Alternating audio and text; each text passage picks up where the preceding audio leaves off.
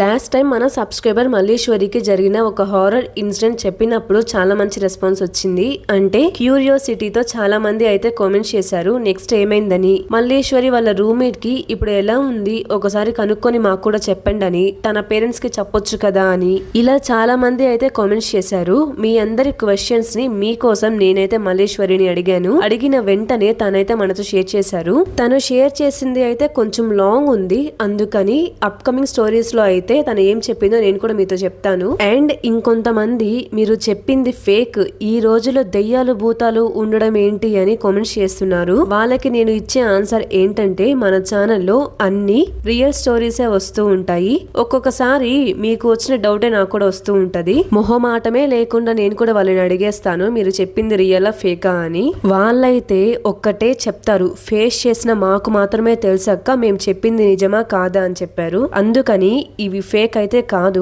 మన ఛానల్లో వచ్చే స్టోరీస్ అన్ని ఫేక్ అనుకుంటున్నప్పుడు పొరపాటున మీరు యూట్యూబ్ చూస్తున్నప్పుడు మన వీడియో ఏమైనా వస్తే స్కిప్ చేసేయండి. సో విషయానికి వస్తే ఈ రోజు చెప్పేది కూడా ఒక భయంకరమైన హారర్ స్టోరీనే. ఎంతమంది ఈ హారర్ స్టోరీని వినడానికి రెడీగా ఉన్నారు కామెంట్స్ లో చెప్పండి. కొంచెం హెల్త్ బాగాలేనందువలన నా వాయిస్ అయితే చేంజ్ అయింది. ఈ వాయిస్ ని ఇగ్నోర్ చేస్తారని అనుకుంటున్నా కొన్ని డేస్. ఇప్పుడే చెప్తున్నాను, చిన్న పిల్లలు కానీ ప్రెగ్నెంట్ లేడీస్ కానీ అండ్ హారర్ స్టోరీస్ అంటే భయం ఉన్న వాళ్ళు కానీ ఈ స్టోరీని స్కిప్ చేసేయండి. ఒక 7 మెంబర్స్ ఫ్రెండ్స్ నైట్ టైమ్ ఏ ఊరో కూడా తెలియకుండా ఒక దెయ్యాల చెరువు పక్కనే నైట్ క్యాంపింగ్ వేసుకున్నాక, అది కూడా 1 కాదు 2 కాదు మొత్తం 5 దెయ్యాలు.